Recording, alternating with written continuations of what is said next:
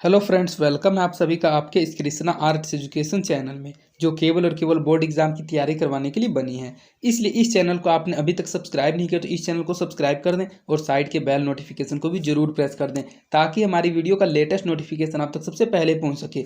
और अगर आपको इस चैनल से रिलेटेड पीडीएफ मटेरियल चाहिए तो आप टेलीग्राम चैनल को ज्वाइन कर लें, और अगर आपको डेली क्विज और प्रैक्टिस करना है तो आप टेलीग्राम ग्रुप को ज्वाइन कर लें। दोनों का लिंक डिस्क्रिप्शन में भी दिया हुआ और दोनों को आप टेलीग्राम एप्लीकेशन में सर्च करके भी ज्वाइन हो सकते हैं। तो चलिए इस क्लास में आगे की ओर बढ़ते हैं। इसमें हम आपको क्लास 10 का सामाजिक विज्ञान का crash course 800 plus important objective question bank का पार्ट 12 करवाने वाले हैं। अगर आपने इसका पार्ट 11 तक के वीडियो को नहीं देखा है तो आप डिस्क्रिप्शन में दिए गए link social science crash course के प्लेलिस्ट में जाकर इसके पार्ट 11 तक के वीडियो को भी जरूर देख लें, क्योंकि हमने आपको बताया कि हम आपको इस क्रैश कोर्स में टोटल 20 क्लास करवाएंगे। और अगर आप सिर्फ इन 20 क्लास को अटेंड कर लेते हैं तो आप 101% सोशल साइंस के एग्जाम में बहुत अच्छा स्कोर कर पाइएगा, सोशल साइंस के एग्जाम में बहुत अच्छा अंक लाइएगा। तो चलिए इस पार्ट 12 में देर न करते हुए आगे की ओर बढ़ते हैं। तो इसमें हमारा पहला क्वेश्चन है कि नदियों में बाढ़ आने का प्रमुख कारण क्या है। तो अगर आपको इन क्वेश्चंस का आंसर पहले से पता है तो आप कमेंट सेक्शन में इनका आंसर टाइप करते हुए चलिए। और अगर आपके लिए क्वेश्चन है, आप पहली बार पढ़ रहे हैं, तो इन क्वेश्चंस को अच्छे से समझते हुए और याद करते हुए चलिएगा और सिर्फ इस वीडियो में लास्ट तक बने हुए रहिएगा। तो क्वेश्चन ये है कि नदियों में जो बाढ़ आता है उसका आने का प्रमुख कारण क्या है। जल की अधिकता, वर्षा की अधिकता, नदी की तली में अवसाद का जमाव, या फिर इनमें से कोई नहीं। तो नदियों में बाढ़ आने का जो प्रमुख कारण होता है वह वर्षा की अधिकता होता है। बहुत बच्चे इसमें कंफ्यूज हो जाते हैं, कोई जल की अधिकता को टिक कर देता है, कोई नदी की तली में अवसाद का जमाव को टिक कर देता है, लेकिन सभी ऑप्शन वे गलत हो जाएंगे। इसका जो करेक्ट आंसर हो जाएगा सिर्फ और सिर्फ वर्षा की अधिकता के कारण नदियों में बाढ़ आती है। तो इसका सही आंसर ऑप्शन नंबर बी हो जाएगा, वर्षा की अधिकता ही आपको सही मारना है। इस क्वेश्चन में आपको कभी भी कंफ्यूज नहीं होना है। भूकंप संभावित क्षेत्रों में भवनों की आकृति कैसी होनी चाहिए, अर्थात वैसा क्षेत्र जिसमें भूकंप आने की संभावना रहती है तो वहाँ जो भवन बनाए जाते हैं उसकी आकृति कैसी होनी चाहिए। अंडाकार, त्रिभुजाकार, चौकोर या फिर आयताकार। तो भूकंप संभावित क्षेत्रों में जो भवनों की आकृति होनी चाहिए वह आयताकार होनी चाहिए। तो इसका सही आंसर ऑप्शन नंबर डी हो जाएगा, आयताकार। ब्रेस्ट लिटोवस्की की संधि किन देशों के बीच हुई थी। यह जो ब्रेस्ट लिटोवस्की की संधि हुई थी वह किन दो देशों के बीच हुई थी। रूस और इटली के बीच, रूस और फ्रांस के बीच, रूस और इंग्लैंड के बीच, या फिर रूस और जर्मनी के बीच। तो यह जो ब्रेस्ट लिटोवस्की की संधि थी यह रूस और जर्मनी के बीच हुई थी। तो इसका सही आंसर ऑप्शन नंबर डी हो जाएगा, रूस और जर्मनी देश के बीच ब्रेस्ट लिटोवस्की की संधि हुई थी। मार्च 1946 में फ्रांस तथा वियतनाम के बीच होने वाला समझौता किस नाम से जाना जाता है। यह क्वेश्चन मोस्ट इंपोर्टेंट क्वेश्चन है, बहुत बार बोर्ड एग्जाम में पूछा जा चुका है और क्वेश्चन बैंक में भी रिपीटेड क्वेश्चन है कि यह जो मार्च 1946 में फ्रांस और वियतनाम के बीच समझौता हुआ था उस समझौता को किस नाम से जाना जाता है। तितसन समझौता, कैंटन समझौता, होचिमिन, या फिर इनमें से कोई नहीं। तो उस समझौता को हनोई समझौता के नाम से जाना जाता है। तो हनोई समझौता तो इस ऑप्शन में है ही नहीं, तो इसका सही आंसर ऑप्शन नंबर डी हो जाएगा, इनमें से कोई भी नहीं। फ्रांस और वियतनाम के बीच होने वाले समझौता के नाम से जाना जाता है।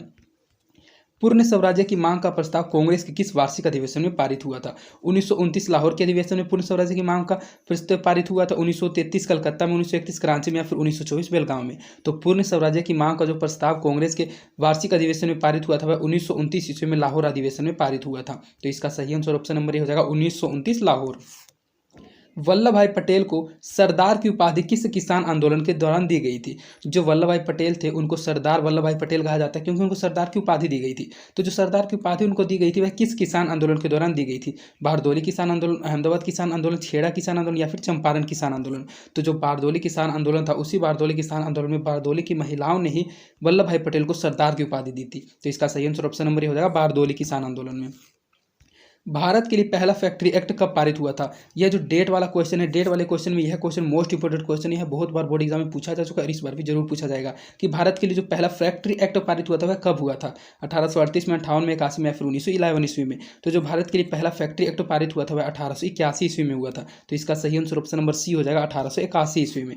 पूंजीपति वर्ग के द्वारा किस वर्ग का शोषण हुआ। इसमें बहुत बच्चे कंफ्यूज होते हैं कि सही श्रमिक वर्ग मारे, मध्यम वर्ग या फिर कृषक वर्ग, या फिर सभी वर्ग। तो आपको कभी भी इसमें कंफ्यूज नहीं है, पूंजीपति वर्ग के द्वारा हमेशा जो शोषण हुआ है वह सिर्फ और सिर्फ कृषक वर्ग का हुआ है। तो इसका सही आंसर ऑप्शन नंबर सी हो जाएगा, पूंजीपति वर्ग के द्वारा कृषक वर्ग का शोषण हुआ है। आधुनिक युग में अर्थव्यवस्था के क्षेत्र में होने वाली सबसे बड़ी क्रांति कौन सी थी।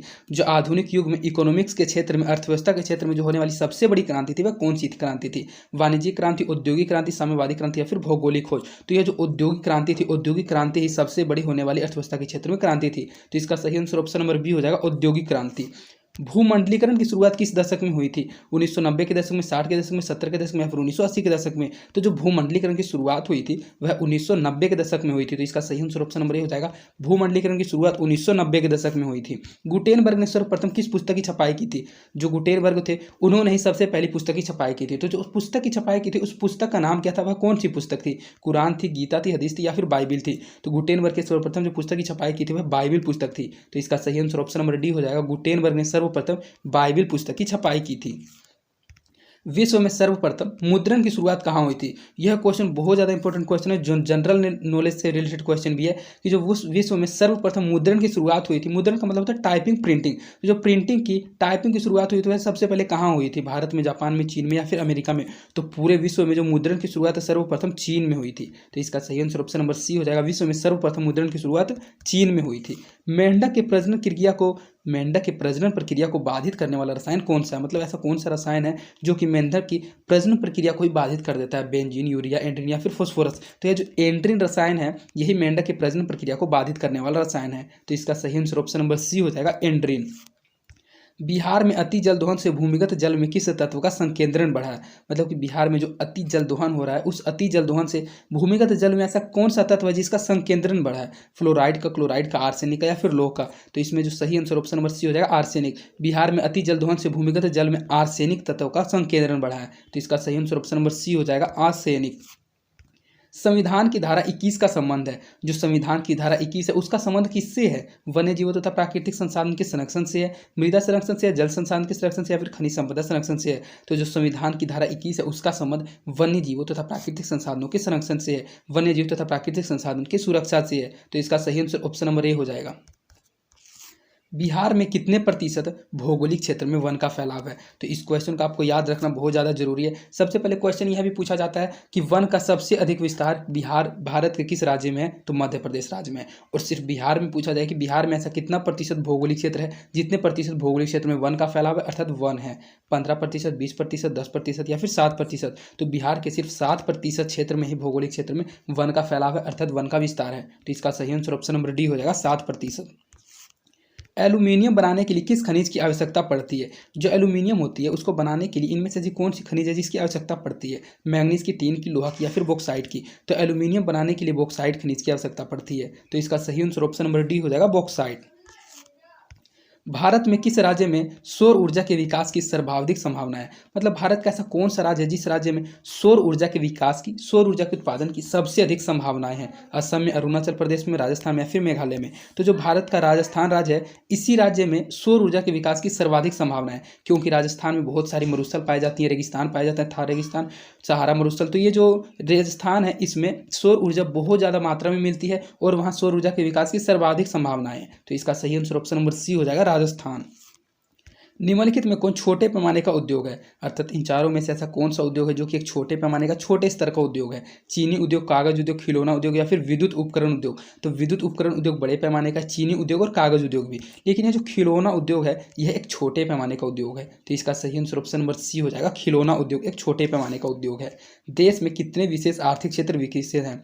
अर्थात देश में ऐसा कितना विशेष आर्थिक क्षेत्र है जो कि विकसित है? 10, 7, 15 या फिर 5? तो देश में कुल 10 ऐसे विशेष आर्थिक क्षेत्र हैं जो कि विकसित हैं। तो इसका सही आंसर ऑप्शन नंबर ए हो जाएगा, 10।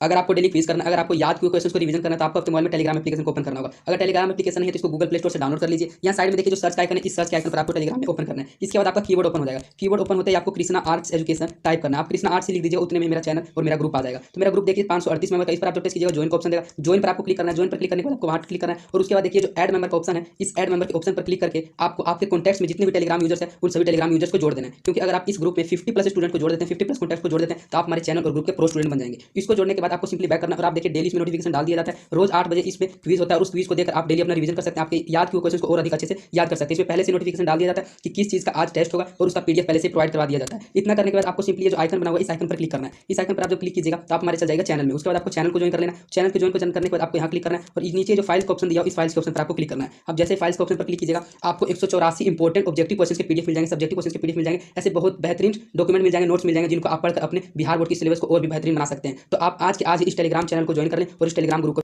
बिहार की सीमा में रेल मार्ग की कुल लंबाई कितनी है? मतलब बिहार का जो सीमा है, उस बिहार के सीमा में रेल मार्ग की कुल लंबाई कितनी है? 6283 किलोमीटर, 5283 किलोमीटर, 7283 किलोमीटर या फिर 8500 किलोमीटर। तो जो बिहार की सीमा में रेल मार्ग की कुल लंबाई है वह 6283 किलोमीटर है। तो इसका सही आंसर ऑप्शन नंबर ए हो जाएगा 6283 किलोमीटर। तल चिन्ह की सहायता से किसी स्थान विशेष की मापी गई ऊंचाई को क्या कहा जाता है? अर्थात तल चिन्ह एक प्रक्रिया का नाम है, एक तरीका का नाम है, एक अनुभव का नाम है। तो यह जो तल चिन्ह है, इसकी सहायता से जो स्थान विशेष की ऊंचाई की मापी होती है, उस विशेष की मापी गई ऊंचाई को क्या कहते हैं? स्थानिक ऊंचाई, विशेष ऊंचाई, समोच्च रेखा या फिर त्रिकोणमितीय स्टेशन। तो तल चिन्ह की सहायता से किसी स्थान विशेष की मापी गई ऊंचाई को स्थानिक ऊंचाई कहा जाता है। तो इसका सही आंसर ऑप्शन नंबर हो जाएगा स्थानिक ऊंचाई। बिहार में संपूर्ण क्रांति का नेतृत्व निम्नलिखित में से किसने किया था? बिहार में जो संपूर्ण क्रांति का नेतृत्व किया गया था वह किसके द्वारा किया गया था? मोरारजी देसाई के द्वारा, नीतीश कुमार, इंदिरा गांधी या फिर जयप्रकाश नारायण के द्वारा? तो बिहार में संपूर्ण क्रांति का नेतृत्व जयप्रकाश नारायण ने किया था। तो इसका सही आंसर ऑप्शन नंबर डी हो जाएगा, जयप्रकाश नारायण के द्वारा। नर्मदा घाटी परियोजना किन राज्यों से संबंधित है? यह जो नर्मदा घाटी परियोजना है, यह किन किन राज्यों से संबंधित है? बिहार, उत्तर प्रदेश, मध्य प्रदेश से, तमिलनाडु, केरल, कर्नाटक से, पश्चिम बंगाल, उत्तर प्रदेश, पंजाब से या फिर गुजरात, महाराष्ट्र और मध्य प्रदेश से? तो यह जो नर्मदा घाटी परियोजना है यह गुजरात, महाराष्ट्र और मध्य प्रदेश राज्यों से संबंधित है। तो इसका सही आंसर ऑप्शन नंबर डी हो जाएगा, गुजरात, महाराष्ट्र और मध्य प्रदेश। निम्नलिखित में से किसे लोकतंत्र का प्राण माना जाता है? अर्थात इनमें से किसे लोकतंत्र का प्राण माना जाता है? सरकार को, न्यायपालिका को, संविधान को या फिर राजनीतिक दल को? तो जो लोकतंत्र का प्राण माना जाता है वह राजनीतिक दल को माना जाता है। तो इसका सही आंसर ऑप्शन नंबर डी हो जाएगा, राजनीतिक दल को। श्रीलंका के बहुसंख्यक समुदाय की भाषा है। जो श्रीलंका की बहुसंख्यक समुदाय है उसकी भाषा क्या है? हिंदी है, तमिल है, सिंहली या फिर फ्रेंच है? तो आप जानते हैं कि श्रीलंका के बहुसंख्यक समुदाय की जो भाषा है वह सिंहली भाषा है, क्योंकि श्रीलंका में सिंहली भाषा ही बोली जाती है और वहाँ की बहुसंख्यक समुदाय सिंहली भाषा ही बोलती है। तो इसका सही आंसर ऑप्शन नंबर सी हो जाएगा, सिंहली। एक अर्थव्यवस्था के किस क्षेत्र को सेवा क्षेत्र कहा जाता है? मतलब अर्थव्यवस्था, इकोनॉमिक्स का ऐसा कौन सा क्षेत्र, ऐसा कौन सा फील्ड है जिस क्षेत्र को सेवा क्षेत्र कहा जाता है? प्राथमिक क्षेत्र, द्वितीय क्षेत्र, तृतीय क्षेत्र या फिर इनमें से सभी? तो आप अच्छे से जानते हैं, प्राथमिक क्षेत्र तो कृषि क्षेत्र को कहा जाता है, द्वितीय क्षेत्र उद्योग क्षेत्र को कहा जाता है, तो बच गया तृतीय क्षेत्र। तृतीय क्षेत्र ही सेवा क्षेत्र को कहा जाता है। तो इसका सही आंसर ऑप्शन नंबर सी हो जाएगा, तृतीय क्षेत्र। विश्व व्यापार संगठन की स्थापना कब हुई थी? 1990 में, 91 में, 95 या फिर 1997 ईस्वी में? तो जो विश्व व्यापार, वर्ल्ड ट्रेड ऑर्गेनाइजेशन, WTO की स्थापना कब हुई थी? यह भी क्वेश्चन इसको दो तरीकों से पूछा जा सकता है। पहला यह कि WTO की स्थापना कब हुई थी, अर्थात वर्ल्ड ट्रेड ऑर्गेनाइजेशन, विश्व व्यापार संगठन की स्थापना कब हुई थी? तो दोनों क्वेश्चन एक ही है, आपको सिर्फ कंफ्यूज नहीं होना है। तो विश्व व्यापार की जो संगठन की स्थापना हुई थी वह 1995 ईस्वी में हुई थी। तो इसका सही आंसर ऑप्शन नंबर सी हो जाएगा, 1995 ईस्वी में। सबसे पहली भूमिगत रेल कब बनी थी? जो सबसे पहली भूमिगत रेल बनी थी वह कब बनी थी? 1863 में, 64 में, 65 में या फिर 1866 ईस्वी में? तो सबसे पहली जो भूमिगत रेल बनी थी वह 1863 ईस्वी में बनी थी। तो इसका सही आंसर ऑप्शन नंबर ए हो जाएगा, 1863 ईस्वी में।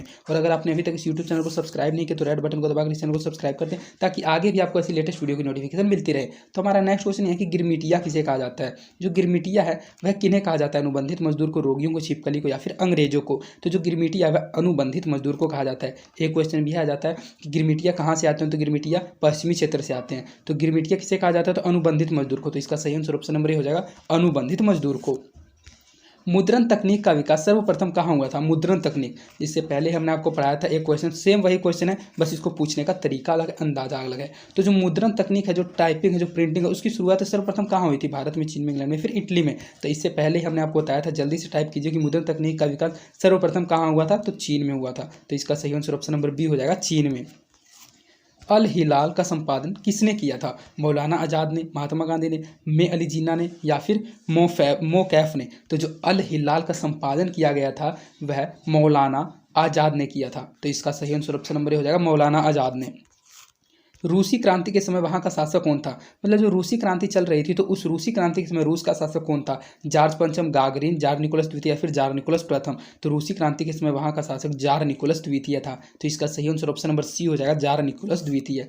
सन 1870 में फ्रांस और प्रसा के बीच जो युद्ध हुआ था वह कहाँ हुआ था? सेडान में, सेडेना में, साइडान में या फिर फ्रैंकफर्ट में? तो जो सन 1870 में फ्रांस और प्रसा के बीच युद्ध हुआ था वह सेडान में हुआ था। तो इसका सही आंसर ऑप्शन नंबर हो जाएगा, सेडान में। वार एंड पीस किसकी रचना है? यह क्वेश्चन मोस्ट इंपोर्टेंट क्वेश्चन है, जो इंग्लिश में भी पूछा जाता है और सोशल साइंस में भी। तो अभी हम सोशल साइंस पढ़ रहे हैं तो सोशल साइंस का यह मोस्ट इंपोर्टेंट क्वेश्चन है कि वार एंड पीस किसकी रचना है? कार्ल मार्क्स की, टोल्स्टॉय की, दोस्तोयेव्स्की की या फिर एंजेलिस की? तो जो वार एंड पीस रचना है वह लियो टोल्स्टॉय की, अर्थात टोल्स्टॉय की। तो इसका सही आंसर ऑप्शन नंबर सी हो जाएगा, ऑप्शन नंबर बी हो जाएगा। वार एंड पीस किसकी रचना है? तो war and peace option number B Tolstoy की रचना है। वियतनाम में टोंकिन फ्री स्कूल की स्थापना कब हुई थी? 1907 में, 8 में, 10 में या फिर 1911 ईस्वी में? तो जब टिस्को की स्थापना हुई थी उसी वर्ष टोंकिन फ्री स्कूल की भी स्थापना हुई थी, मतलब कि 1907 ईस्वी में। तो इसका सही आंसर ऑप्शन नंबर ए हो जाएगा 1907 ईस्वी में। रंपा विद्रोह कब हुआ था? 16 में, 17 में, 18 में या फिर 1919 ईस्वी में? तो जो रंपा विद्रोह हुआ था यह 1916 ईस्वी में हुआ था। तो इसका सही आंसर ऑप्शन नंबर ए हो जाएगा, रंपा विद्रोह 1916 ईस्वी में हुआ था। जमशेदजी टाटा ने टाटा आयरन स्टील कंपनी की स्थापना कब की थी? इससे पहले हमने आपको इसका आंसर बता दिया है। जिस दिन टोंकिन फ्री स्कूल की स्थापना हुई थी उसी दिन इसकी भी हुई थी, क्योंकि जमशेदजी टाटा ने टाटा आयरन स्टील कंपनी को शॉर्ट फॉर्म में टिस्को कहा जाता है। टिस्को का फुल फॉर्म होता है टाटा आयरन स्टील कंपनी। तो इसकी स्थापना कब हुई थी? 54 में, 7 में, 1915 में, फिर 1923 ईस्वी में? तो इसकी जो स्थापना हुई थी 1907 ईस्वी में हुई थी, और इसी वर्ष टोंकिन फ्री स्कूल की भी स्थापना हुई थी। तो इसका सही आंसर ऑप्शन नंबर बी हो जाएगा 1907 ईस्वी में। मरुस्थलीय मृदा का विस्तार निम्न में से कहाँ है? अर्थात इनमें से ऐसा कौन सा राज्य है जिसमें मरुस्थलीय मृदा का विस्तार सबसे अधिक है? उत्तर प्रदेश में, राजस्थान में, कर्नाटक में, फिर महाराष्ट्र में? तो आप जानते हैं कि मरुस्थल सिर्फ और सिर्फ राजस्थान में देखने को मिलते हैं, तो वहीं इसका मृदा का विस्तार है। तो इसका सही आंसर ऑप्शन नंबर बी हो जाएगा, राजस्थान में। इसके बाद आपका इस वीडियो का लास्ट क्वेश्चन है कि देश के बांधों को किसने भारत का मंदिर कहा था? यह क्वेश्चन भी मोस्ट इंपोर्टेंट क्वेश्चन है कि भारत का मंदिर देश के बांधों को किसने कहा था? महात्मा गांधी ने, स्वामी विवेकानंद ने, डॉक्टर राजेंद्र प्रसाद ने या फिर पंडित नेहरू ने? तो जो पंडित जवाहरलाल नेहरू थे उन्होंने ही इस पंक्ति को कहा था कि देश के बांधो भारत का मंदिर है। तो इसका सही आंसर ऑप्शन नंबर डी हो जाएगा, पंडित नेहरू ने। तो इस प्रकार आपका इस वीडियो में 40 ऑब्जेक्टिव क्वेश्चन कंप्लीट करा दिया गया, जो एग्जाम के दृष्टिकोण से मोस्ट इंपोर्टेंट क्वेश्चन थे। और अगर आपको इन क्वेश्चन को पीडीएफ के माध्यम से पढ़ना है तो आप टेलीग्राम चैनल को ज्वाइन कर लें। टेलीग्राम चैनल पर इसका पीडीएफ अपलोड कर दिया जाता है।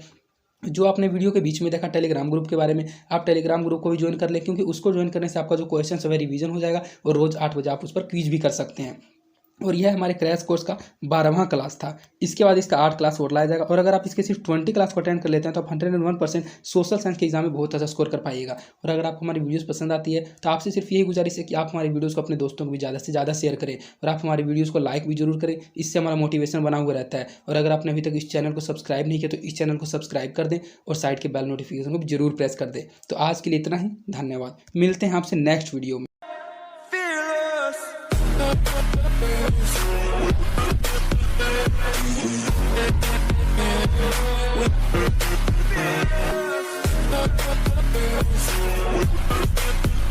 We'll be right back.